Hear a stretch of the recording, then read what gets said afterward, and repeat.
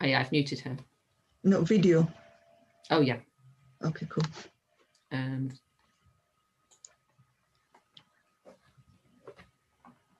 there we go.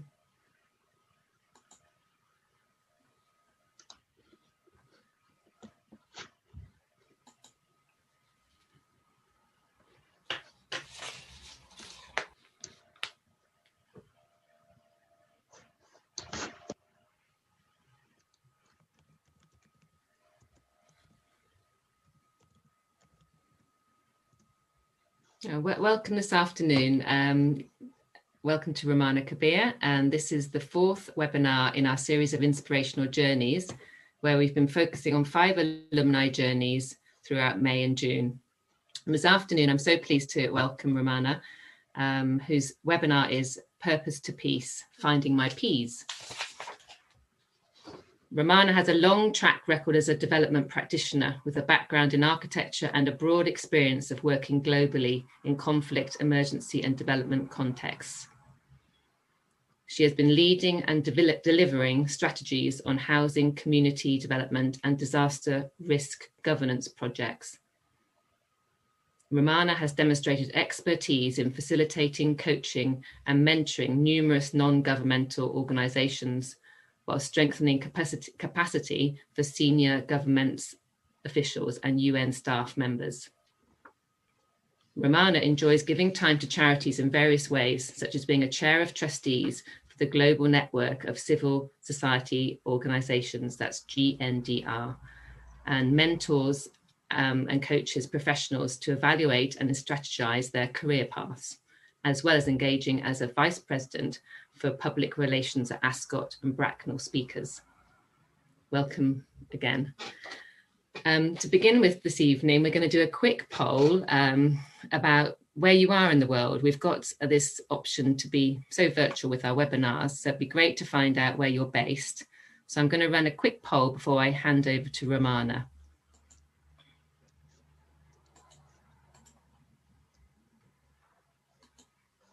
So the poll will come up on your screen. And then if you can just put in where you're from and where you're based, that'd be great. You just get a feeling of our reach tonight. Be quite interesting.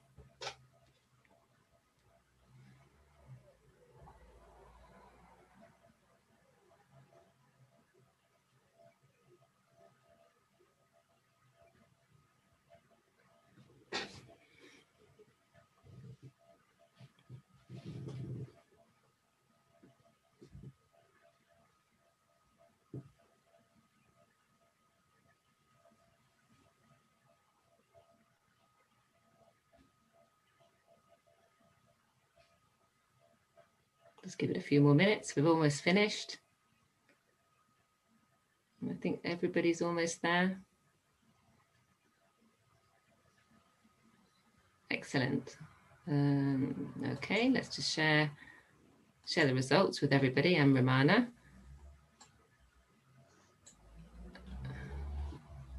Can you see it? Yes, that's brilliant. So yeah, I can see Asia is quite on the nearly Europe because it will be nighttime in Asia, so it's great to see everyone. Yeah, we've got a real mix. That's great. How exciting. Lovely. Thank you very much, everyone. So I will pass over to Rumana without hesitation. And one thing to say, we'll obviously have the presentation, and at the end we'll have a time for Q&A, and there'll be, you can put your questions for Rumana in the question tab at the bottom of the screen or in the chat, and I'll come back on and ask her the questions. So that's great if you can just, I think you're all muted for now, and I'll hand over to Rumana. Okay. Thank you very much, Molly. Are you okay there? Okay. Just setting up logistics. Hi, everyone. Welcome to my session today. Finding my peace, purpose to peace. So lots of peace. But before I start my session, I would like to ask you all to just write in the chat box what P word comes to your mind at first instant, just right now.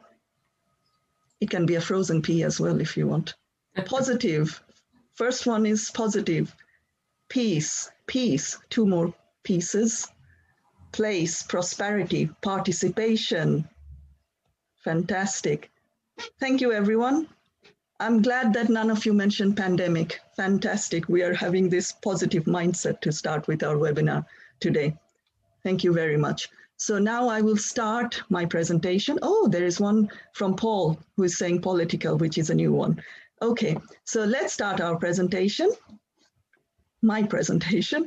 I will talk about the most important piece in my life. As I already mentioned, purpose is the first one for me, and then peace. Of course, we all need that. Okay, now I cannot go to the next slide. Okay, I will stop sharing and I will restart again.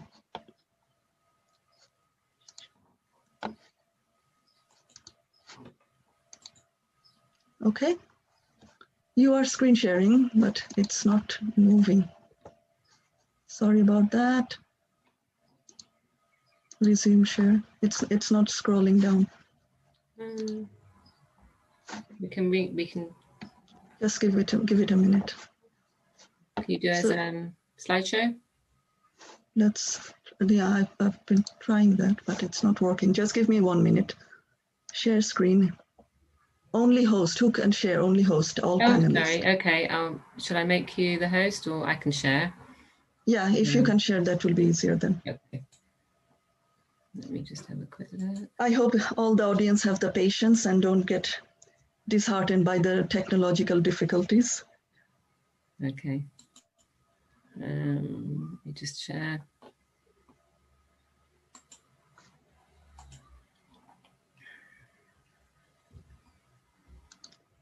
And also the reason I wanted to talk about peace today is that, of course, pandemic is the first P word which all we are affected by, but that's how my idea came to talk about peace. And that's how it's really interesting to not think about pandemic and think about something positive. For example, someone called Haider mentioned about social cohesion, and I will talk a great deal about that today. And I will be also talking about the other 5 Ps, apart from the 2 which I already mentioned. Molly, is it working? Fantastic. Okay, let's see if I can get it to view. There is a button at the end. You in there? Is that okay? Perfect, thank you very much. So yes, this is my title. And let's go to the next slide, please. Oops. So, yeah, can you go back? Yeah. So the other Ps that are important for me are the process, the peak, peace, and pace. You can see a picture of a mountain at the background. This is one of the mountains in the UK called Helvellyn. It is in the Lake District. It's a beautiful mountain, and it's got this ruggedy edge, which is called the striding edge. And to reach that edge, you have to be very careful, very patient. And of course, if you're lucky, you'll be able to see this beautiful view when you go to the peak. And that's the first mountain I've ever climbed in my life. And that's when I was in the UK as a student. So I will share my journey by giving some examples of how this can relate, the climbing mountain can relate with your life path.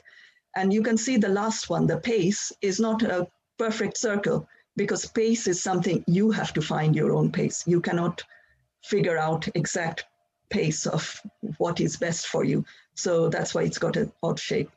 Next slide, please.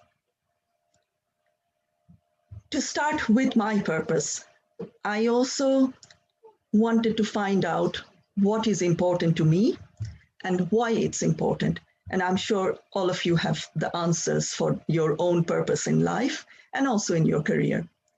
Next slide, please. This is a cartoon I drew quite a long time ago when I was doing my master's dissertation at Oxford Brookes University. When I was a little girl, I grew up in Bangladesh, and I grew up in quite an affluent town and affluent part of the town. On the other side of my road, there was an empty piece of land. And in that empty plot, there were lots of people, lots of families squatting. They had these flimsy shacks and they didn't have a nice 3-story house like I had. And these people were having children playing in the streets and having a different lifestyle than I had in my 3-story house. One of the ladies from that house also worked in our house to clean our house and to help us with the household work. And the children in that place, there were lots of children same age as me and younger and older. They were allowed to play in the streets. It was quite a busy street, but I wasn't allowed to go out and play in that busy street because of traffic, getting run over by traffic. And on the other side, on the next street, there was a pond. And these people used to go to the pond to collect water and also to bath in the afternoon time. And I wished I could go and bath and swim there, but I wasn't allowed to because I had my own shower and clean water, and I didn't need to go to the dirty pond, unfortunately. That's why I never learned to swim when I was in Bangladesh. But those were my daytime observation. And during nighttime, I grew up watching Dallas on TV. I loved the shiny skyscrapers.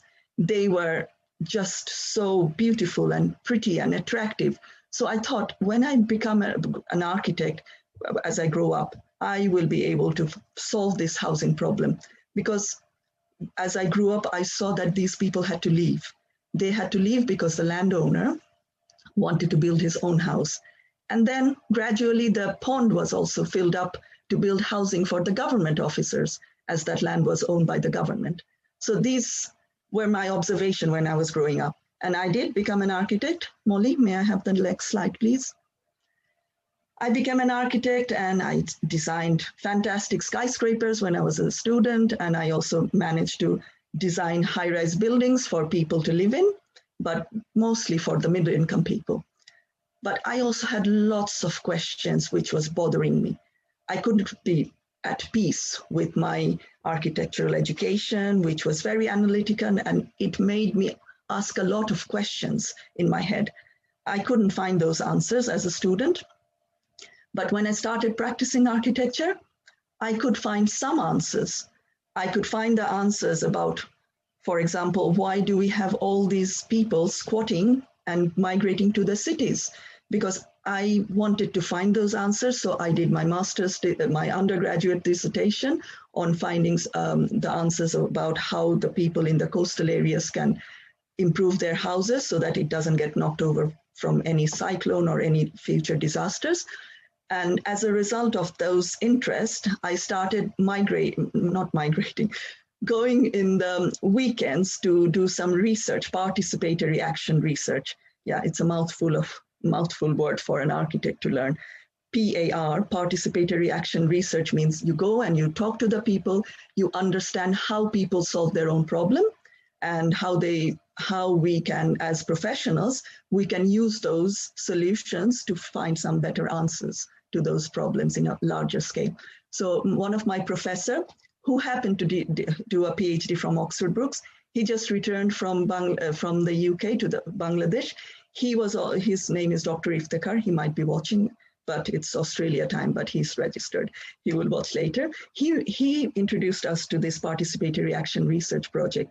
And we talked to a lot of people. We understood why they have to leave their homeland, because they lose their land and home due to disasters. And that is the reason we have this rapid urbanization. And a lot of land is being filled up, but that's something called unplanned development. Land, is that why we have lots of floods? Or is it because of too much rain? We have lots of flood. So these kind of questions were bothering me. And finally, when I was practicing architecture, I wasn't happy at all with what I was doing during my day job and on the weekdays. I had to design another beautiful building for a client who already has a house, who already has an office. And it just made me feel really useless. Of course, I was happy to design and see what's been built, but it didn't make me feel happy. And I also had questions like, why do we need foreign consultants to come and tell us how to solve our own problems? Why can't we do it ourselves? We are clever enough, we have enough clever people. But anyway, I just felt very unhappy. And also there was another problem why I'm not taken seriously, same as my male colleagues. And these things were just endless botheration in my head. And that's why I decided to find these answers and to come to the UK. Next, please. So this is when my process starts to go through this striding edge, the ruggedy edge of a mountain to reach my career ambition. Next slide, please. So when I was in Oxford Brookes University, I studied in a postgraduate course called Development Practice, another P word, and I chose Development Practice course because of this buzzword practice, because I was tired of studying architecture for so long and then not being happy with the projects I was doing in Bangladesh as an architect. So I really wanted to get some practical experience, and Oxford Brookes gave me that fantastic opportunity. Apart from my professor who I mentioned, I also had these other people who influenced me because I was reading their books. They were Nabil Hamdi, Paul Oliver, and Ian Davis. Nabil Hamdi talked about participation and housing, how you engage people in housing and urban development. Paul Oliver talked about how we should be very culturally sensitive about different places and environment and understand the context. And Professor Ian Davis, he was the founder of CENDEP. He also worked in disaster, and he's been doing it since I was born, in his 70s he started, and he's been still going on. So these people were very inspirational figures, and they were all happening to teach at Brookes at that time. And one of our project was called Development Practice, applying what we have learned in our first term. And then we decided, some of my friends, my classmates, and I decided to stay in the UK because a lot of us went to overseas to get different experience on international development exposure and on projects in Thailand, Kosovo, lots of different countries. But we decided to stay in Oxford, and we formed a group called Poverty and Ethics Groups, PEGS group, we called ourselves, another P word. The reason we thought that we can do projects in the UK is that, first of all, poverty is there in the UK, which I didn't know when I came here. And ethics, a lot of people like me, they were also conscious about the environment. They didn't want to travel just for 2 weeks to learn about development. So these were the main two reasons. So can I go to the next slide, please? So that project helped me to understand the process of how you work with people, interacting with the people, the community, the government. So it was a very wide exposure for me to work in different projects in Oxford Brookes. And the project we did was in East Oxford. East Oxford happens to be one of the ethnically and also culturally diverse place in Oxford. There are over 300, maybe now there are more, 300 plus ethnic and other marginalized community groups. It includes different ethnicity from different parts of the world. It includes homeless people, drug users, lots of different things going on in East Oxford, and especially Cowley Road. So that project helped me to understand how to communicate with the people. And also because the Oxford City Council was funding this project, it was a requirement that you have to talk to people and you have to do this participatory planning to understand how this area can be developed better. It's called urban regeneration. So as a result of that, people were able to say their views. And I discovered that I was able to use my language skills, my Asian language skills, with talking to Pakistani women, Indian women, Bangladeshi women, and as well as Asian businesses. So it gave me a great exposure about poverty in a developed world, as well as to my own surprise, I realized that I have a voice that I can, multilingual voice that I can use to amplify the voice of the people who are not heard properly. And I can use that in a professional arena to make things happen. So I really felt very privileged to be able to do that. And that landed me to a lot of opportunities in the UK, especially in Oxford. I started getting part-time jobs in this urban regeneration project later on, as after we finished our student project. And then I worked with Asian women's group in Oxfordshire Mind using my language skills. And Oxfordshire Mind is a charity who works with mental health issues. And then I worked with lots of art projects. Asian women's group had art projects for the Cowley Road Carnival. Those of you who are from Oxford, you know that there is this carnival which happens in summer to embrace the diversity of the UK, and especially in Oxford.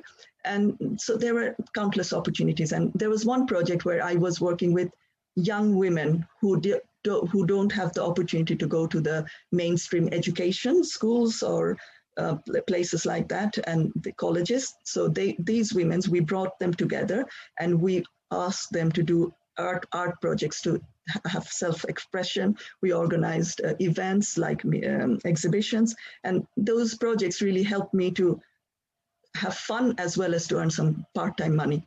But part-time jobs in the UK doesn't help you to sustain for too long, especially when you're a student and you have to finish your dissertation, you have to look for full-time jobs.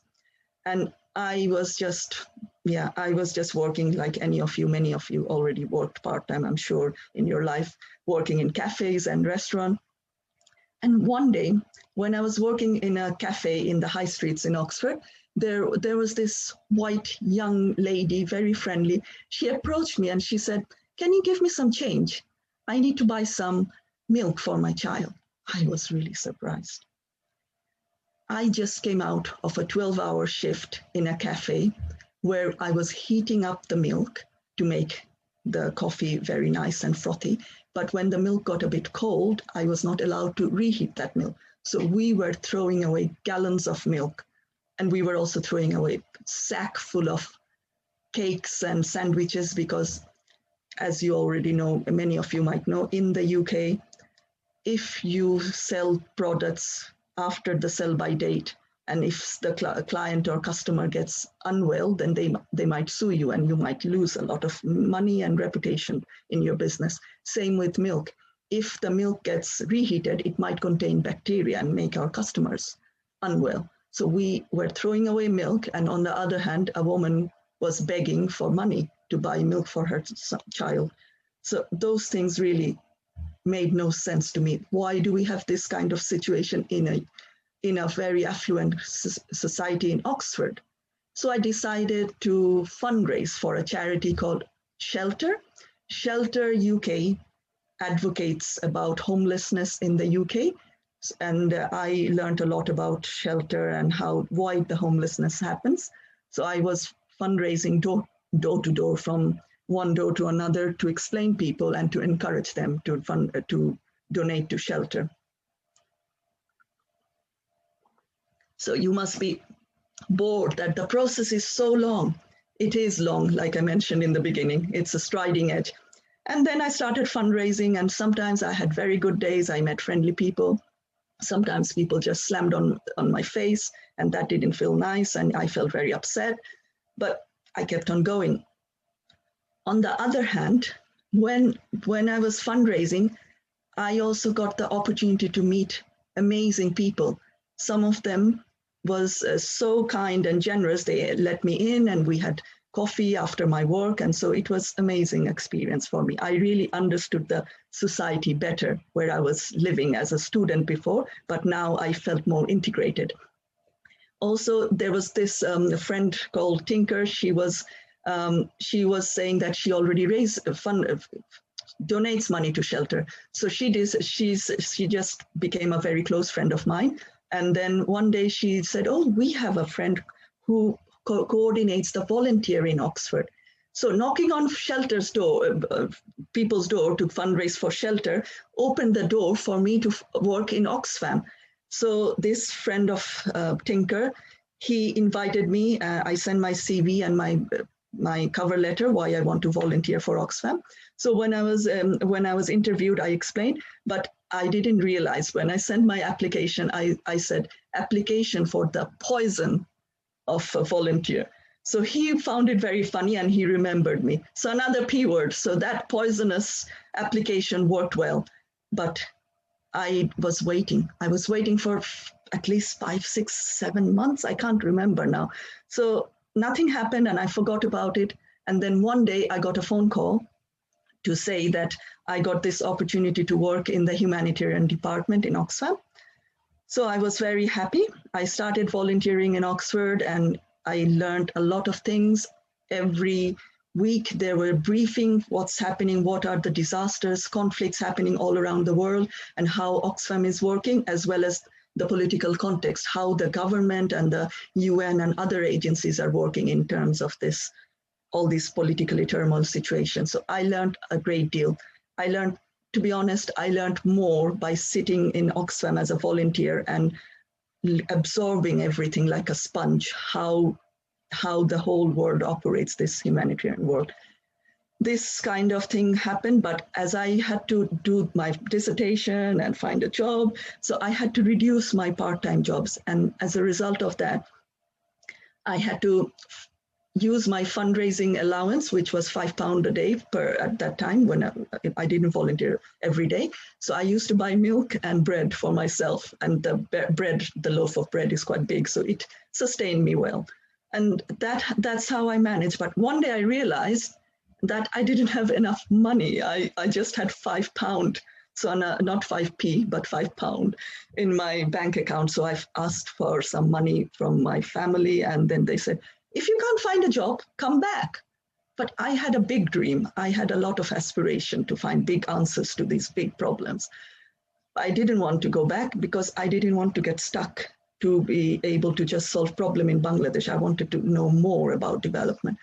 So I kept on pushing myself, and I tried to resist the push from my family to go back to Bangladesh. I applied for any jobs I could find in the UK charity sector, as well as international development. And I didn't mind whether I'm finding a job related to my architectural skills or community development skill or whatever. Eventually, after 7 months, I got 2 job offers. One was in a women's charity in Oxford, using my language skill, Oxford and Reading, so in a wider area, which because of the experience I already got in the UK, of working in different local charities. And the other one was working in the tsunami reconstruction with Oxfam. I, of course, took the second one because where I could use my architectural skills. So Molly, if we could go to the next one. So that's how it starts, my peak in my professional career as a humanitarian. And this picture is not Indonesia. This picture is Pakistan. So this portrays a typical humanitarian response. At the bottom of this slide, you can see some plastic-built houses, some tents, and some of the broken houses. People are trying to gather all the material to rebuild. So what happens is that when a disaster strikes, humanitarians rush in, the governments, the local people, they all rush in, then they try to deliver as many things as they can. But the main reconstruction work happens because of the government's leadership, because of the resources, if there are enough resources. And this picture is when I was working with Save the Children. So we were working with children, and so it was easy for us to recruit women, and we could go to the field talk to the communities in the northern Pakistan earthquake-affected areas. Next one, please. So if I go back to Indonesia now, so which was the first humanitarian response project for myself, and it was also the first and the largest reconstruction project for Oxfam's history.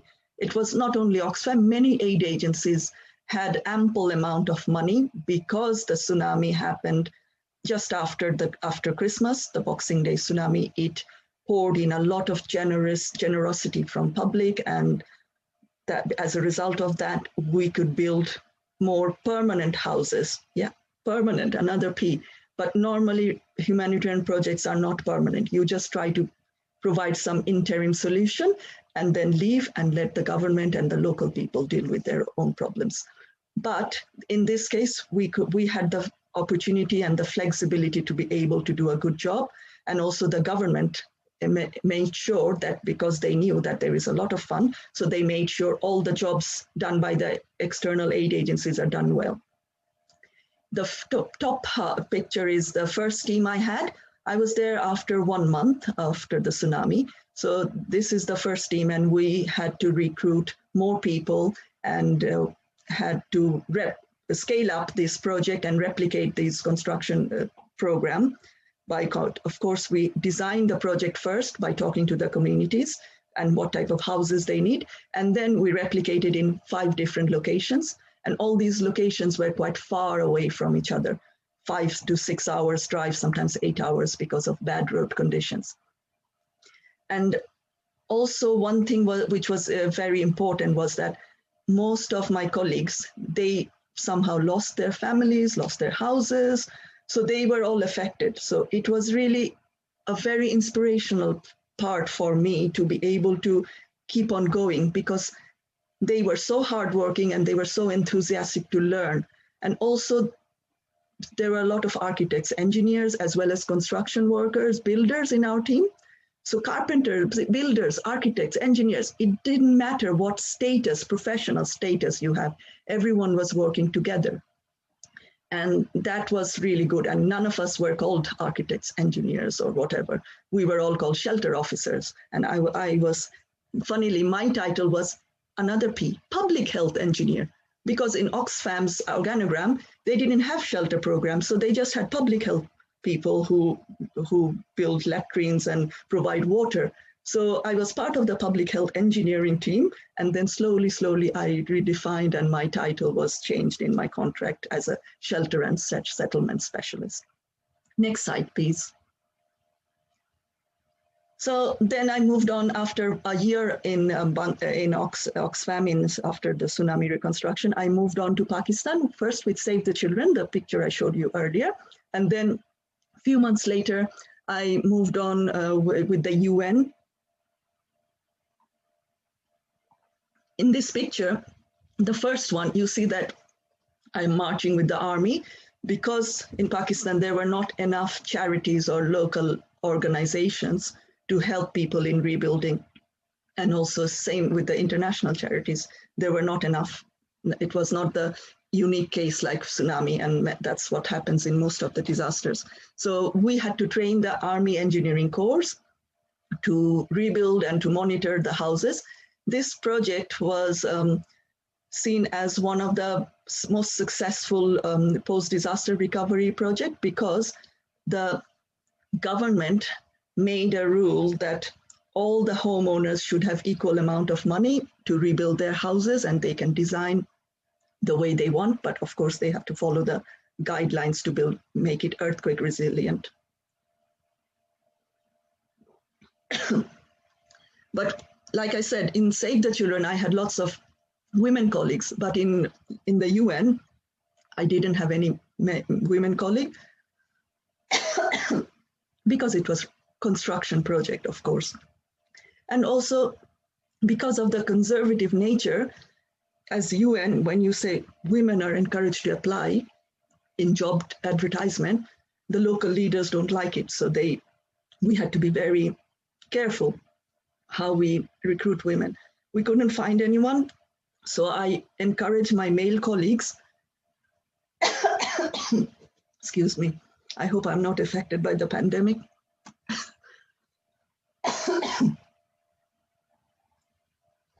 So I encouraged my male colleagues to go and talk to the government officials, talk to the people, general public in the communities, and explain that there are a lot of men who are working outside their villages, and those houses need to be monitored well, and the women-headed household need to get that training.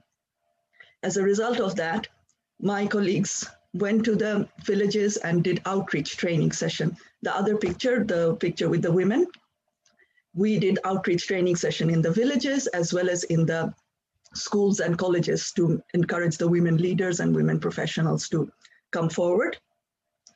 And then, as a result of that, we could recruit women from the community to work with mostly our male colleagues, engineers, and some of them were social mobilizers, as community mobilizers. So most women who we could recruit were from their own locality, and they could work in the reconstruction project. and monitor and also explain how to make sure that the houses are built safely. Next slide, please. So after Pakistan, I moved on to Bangladesh. But before I moved on to Bangladesh, because I spent a long time in the field, I wanted to have a break, and I also wanted to have some pause and some reflection time to decide what I want to do. I had seen how the humanitarian world works, how my future can be at the peak forever if I stayed on with the UN. Of course, I was asked to stay longer with the UN, but I decided not to extend my contract. I wanted to find personal happiness. I wanted to have a family.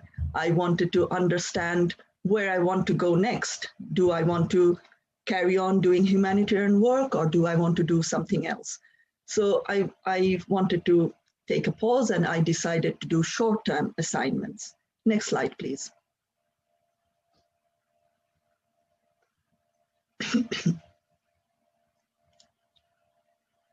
So the next assignment was in Bangladesh.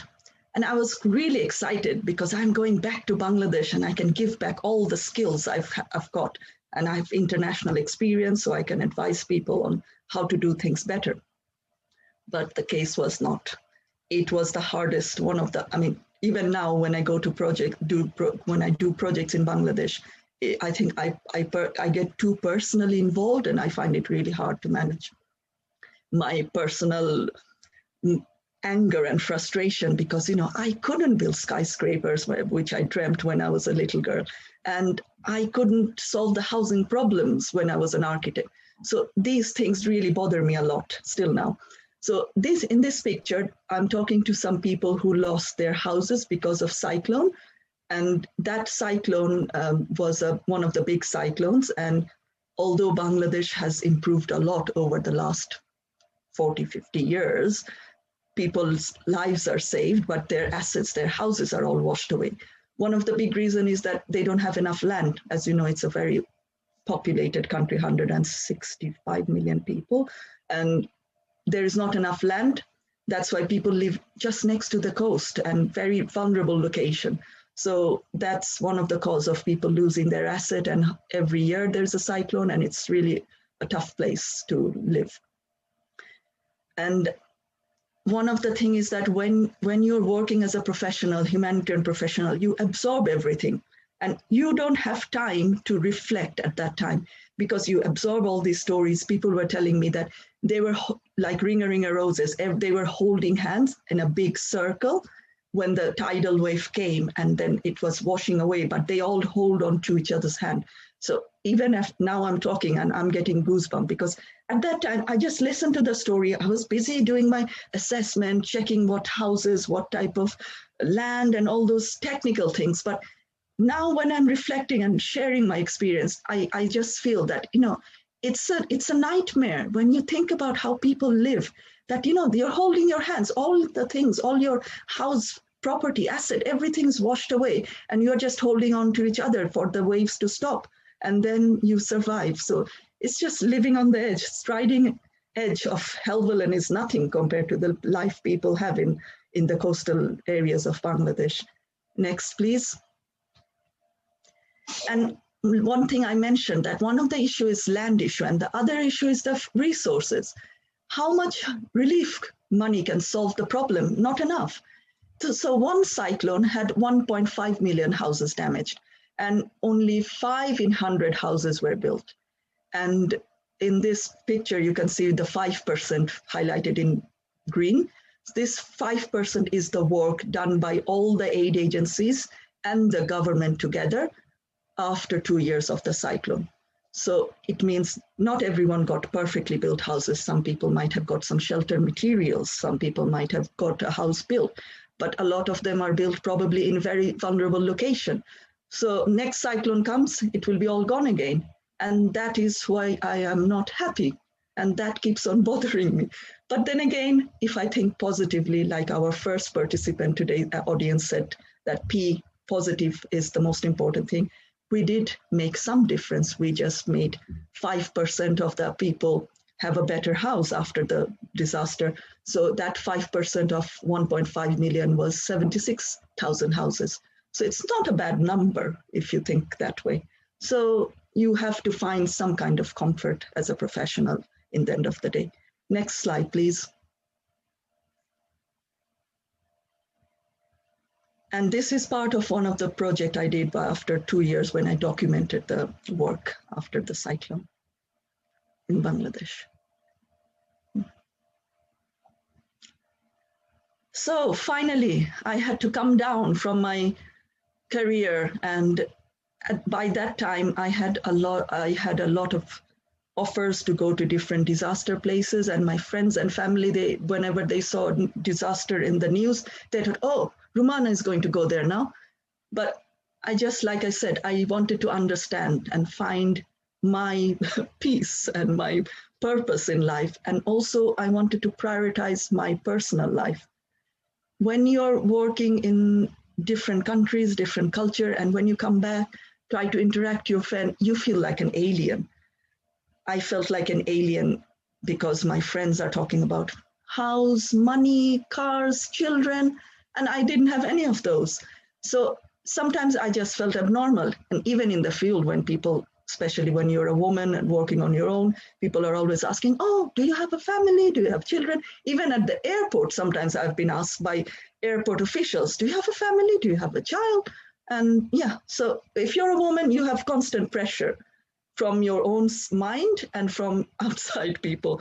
And I felt like that as well, that what is my priority? And when I was up in my peak of my career, I had this wider view of life. I had this perspective, whether I wanted to have a flashy job or whether I just want to be happy or normal like everyone else. So I wanted to be happy and normal like everyone else. And I've seen the flashy career, I've done it, and it is not, it sounds good, it looks good in the picture, it looks good in the CV, but it is not easy. It is a constant stress, constant pressure, and you just move on from one disaster to another, one country to another. In the end of the day, you really ask yourself, what am I doing here? But you can ask yourself, or you can just enjoy being like that. But I couldn't, because I have huge respect for people who carry on going and doing different projects and assignment. But I realized that that's not for me. So I have to pace myself and understand what are important things to me. Next slide, please.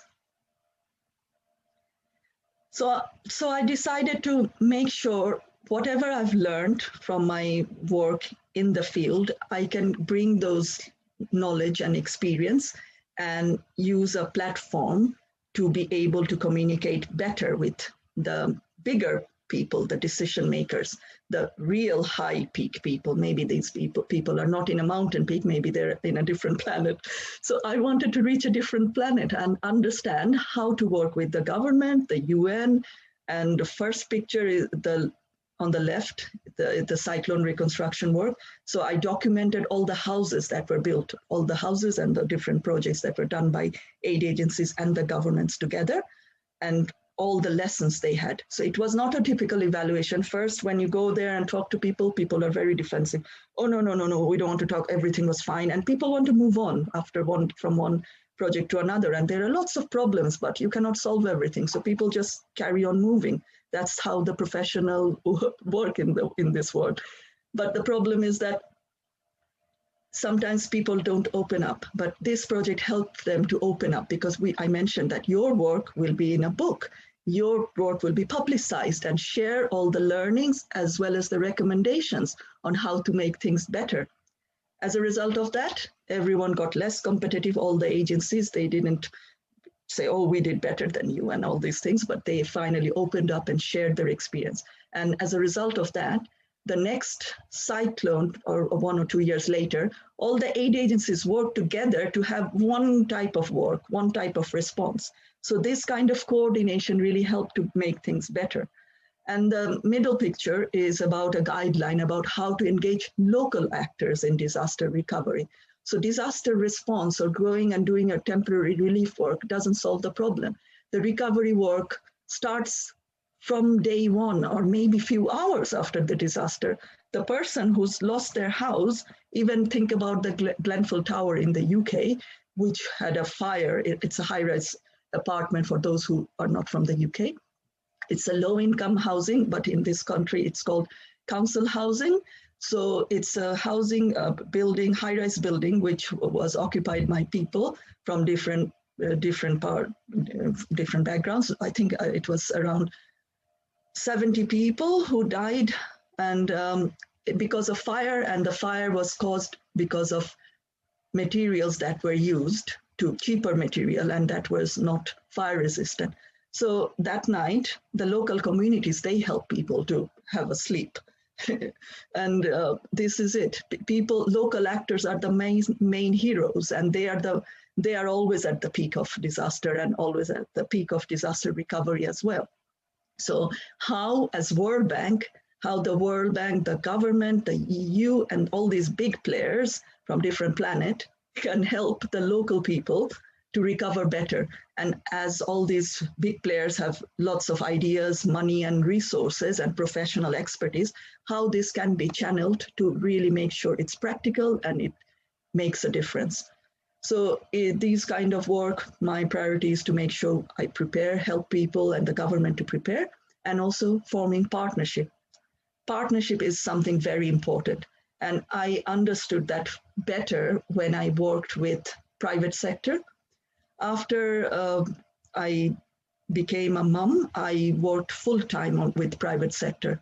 But before I worked short-time in different projects, and I've done around over dozens of projects. But when I think about partnership, in the development work, partnership means, oh, we partner with the community, we partner with the government, but partnership is not that small. It's the whole picture one needs to keep in mind. Partnering with the local government, national government, especially the private businesses.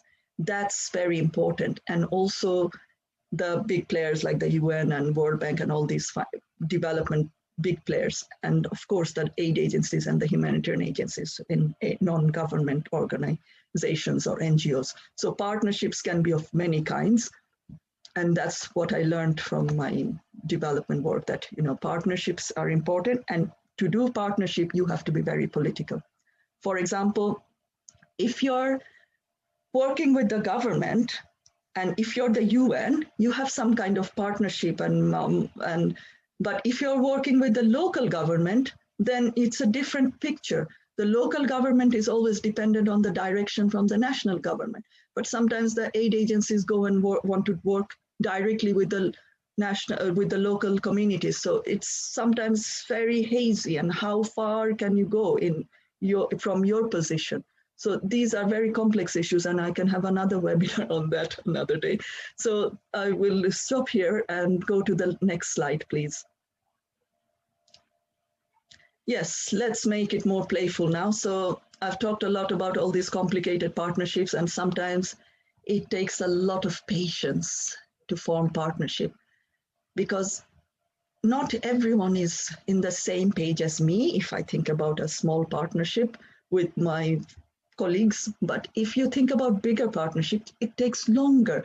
And when I'm working in development these days, it's a testing of patience. So I need to have a breather. And that's what I do in my parental time. I play with my son. And in this picture, in the drawing, you can see there's a black line. So when my son was building his model, he had this string, and above that string, he had all these layers of green and blue paper, which are the water bodies and the parks. And then he built the train track. But I didn't understand. I was making space for him. I removed that black string from under before he started making the model. And he was shouting at me saying, "Mommy, what are you doing? You need to put the pipes first." I was surprised. When I was his age, I thought about skyscrapers, and he's thinking about that you need to have the pipes first to make sure there is water, there is electricity underground. I was really learning in a new way how to become a better person, better professional. And you also see that he's got his railways elevated because he didn't want to destroy all his nature park and the river and the animals, and he had boats there. And he wanted to have the elevated train to protect the park and also to make sure that it doesn't get flooded. The reason he got this idea about flood is that when I talk to him, what I do, I explain that mommy goes to this place and try to fix some houses. And when he was younger, he used to say, oh, mommy, why don't you just put some sellotape to fix the houses?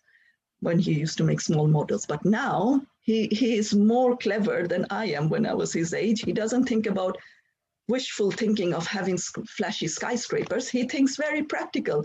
And most importantly, he thinks about the planet, which we didn't think when we grew up. Next slide, please. So these are the most important 5 Ps for me. And I want to leave the final message to the architects is that you think about the pipes first. Okay, I understand that when I studied architecture and these days, the architectural scenario has changed. We do talk to people as well for our planning processes, but we need to think big and also underground, not just reach for the sky before we think about the ground. And for the rest of you who are not architects, I want to leave you with this feeling about what will happen in our future, what will be the next mountain for us to climb collectively to form bigger partnership. Because as we have all come out of this pandemic, maybe the viewers, some of you are from different parts of the world, how are we going to design our future? Because this pandemic has taught us a lot about climate change. And my biggest fear, which I shared with you already about Bangladesh, is that around 1 in 7 people will be displaced by 2050. So, hello? Yeah, so the slides are finished. So 1 in 7 people will be displaced by all these disasters in the next 30 years in Bangladesh. And around the world, there will be 200 million people who will be displaced. So it's half the size of the European population.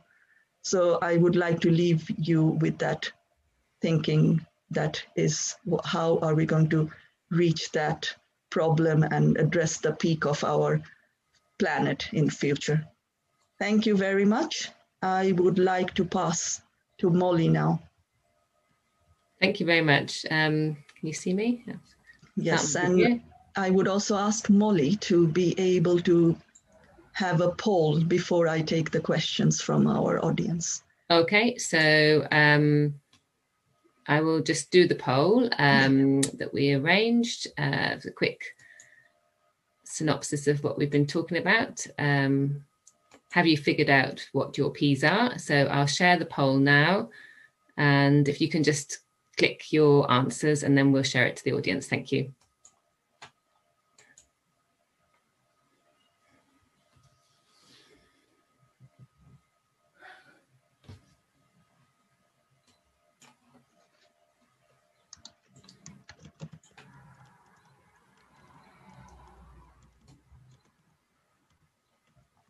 I like the first question.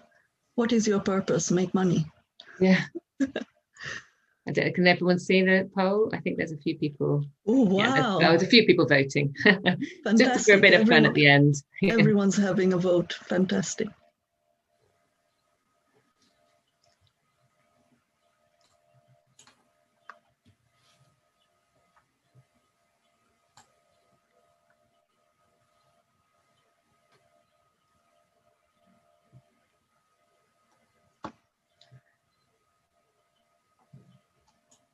We got 22, 23 voted. That's good. Oh, that's interesting, isn't it?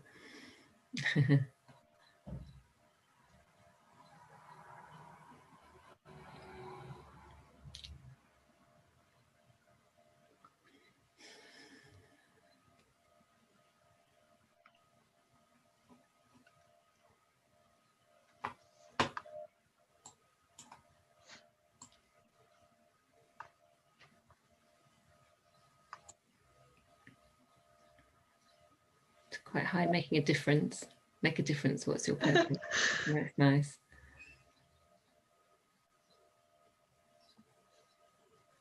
To drill down some of these answers, don't we, really? But it's interesting to see. Are the audience going to be able to see the answers? Okay, I will just share. So we've got a 80%, so I'll end the polling. I'll share to everybody now. Share your results so you can see what everyone else has filled in. This is brilliant. Everyone wants to make a difference, and I'm sure we will. Can you scroll it yourself, or do you want me to scroll it? Yes. When have you felt most powerful in your life, in your career, in your 20s and 40s? That's good. Thanks for some people who are still in my group who feels powerful. But it's interesting that people in their 30s didn't feel that powerful, and I felt the same in my 30s, and 50s yet to tell. Thank you. And third one is, have you figured out your process to achieve your career goal? Not yet, 53%. So it's nearly half of the audience. Are you happy with your chosen career path? Wow, we have 64% happy people. Fantastic. Have you found a balance between your work and personal life? 39% managed to find a balance. Not yet, 61%. Thank you very much, all of you. I hope it was useful. And over to you, Mally. Yeah, that's fine. I do have a question in, actually, which I'd like to ask from Shazad. So he says, hello, Rumana. Some of the development projects are implemented with the help of national governments. Some of them implemented directly by community-driven development. According to your professional experience, which one would have more effect in the community? Thank you. And Shazad is from Afghanistan. Thank you so much, Shazad. I know it is a very tricky question, and especially like you already know how things work, development projects. But the thing is that when you have this project, all these projects comes from ideas of professionals. But when we ask people and design the project from there, then it is the most impactful one. Even, for example, if you're just talking about helping 5 children in your local community to just read and write better, that will have more impact at personal level, as well as you can see it through because you can follow up with them. But from my experience, I might sound cynical, but projects always have these other people. I talked a bit about partnership. So there are always other purposes for other actors. For example, if you're a local leader, you have your own purpose that you want to win an election. If you're a local business or a private sector, you have your own purpose to make profit out of development work. If you're a community, you want to make, your main purpose is to make sure things happen better in your community. But if you're a community leader, then you again have dynamics. Whether you're a man or a woman, you have your own personal purpose as well. So I think that making difference starts from ground zero, and then you replicate. If something good happens, that replicates naturally. Thank you, Shazad. Thank you.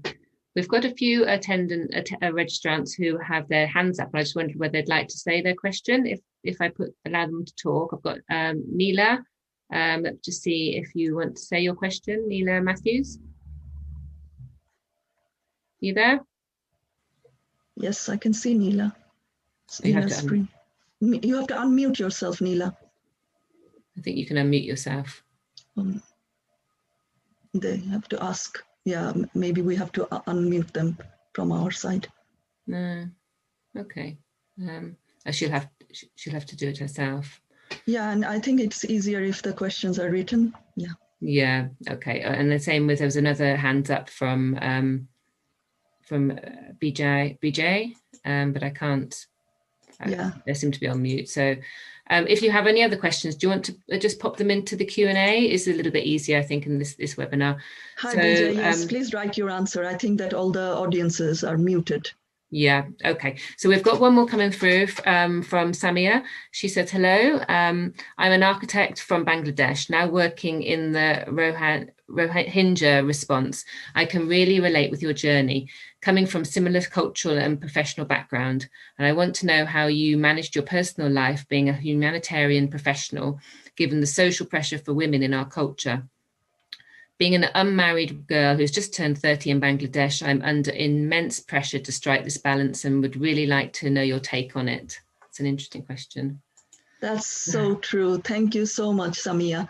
I think that I started my humanitarian career in my 30s before I was practicing architecture in Bangladesh. And I can tell you, it is the most difficult thing in my 30s to figure out what I wanted to do in life.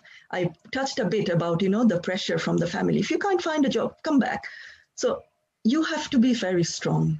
And the only way to be strong is to make sure that you focus on yourself.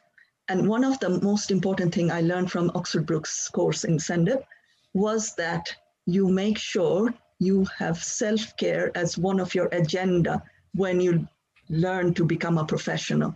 Self-care, thinking about what you want to do with your life. If you are useless, if you are bothered by other people, what they're saying, and you will be mentally and physically upset and feel not strong.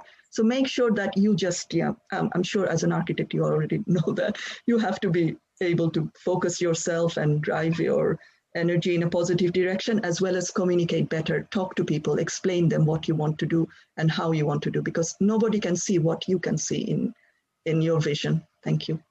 Thank you. We've got another question from Larry Blackstock. He said, I too was working in Oxfam in Aceh and went to do many things. It is true that architects spend most of their time on reactive projects, finding solution after crisis or responding to overcrowding. But can't architects be involved in protection, designing cities and forcing migration from places prone to disaster? Of course they can. That's why I'm here to talk about it, is that the biggest problem us architects have is that we got vigorously trained for 7 years and then in the practice to solve problem. Of course, we give different options, but we think in a too focused way. I mean, it's a bit contradictory what I said to Samia, to be focusing on your life. But when you solve problem, you get too obsessed to solve that problem, make a perfect solution. But life is not perfect. We have to be able to communicate better and to be able to think outside our way of solving problems and to understand and listen how others solve their problems. Hope that answers your question. Thank you. That's great. That's very interesting. We've got some hands up again, but I'm not sure if you'll be able to say your question out loud. I have enabled a few people, but we're not having much luck with that. So if there's no other questions on the chat, I can't see anyone on the Q&A. I think it's been such an interesting evening. Is there any top tips you'd like to finish to give the audience, advice for going forward, Rumana? You got a sort of life work balance, I suppose we've talked a lot about really as well, haven't you?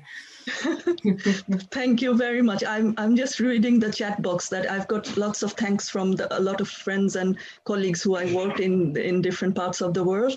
So I'm really grateful that all of you managed to join. I know a lot of you are joining from very late hours at night, and I'm really grateful. And I hope that we are open. I'm open to any kind of ideas for collaboration in future. So partnership, collaboration, talking or sharing experiences, I'm happy to come forward and we can do a different thing, make a difference together. Thank you. Yeah, thank you very much. Yes, I'm pleased you have loads of lovely comments saying thank you very much. And someone's, Michelle said, I think your peak's still to come. Thank you, Michelle.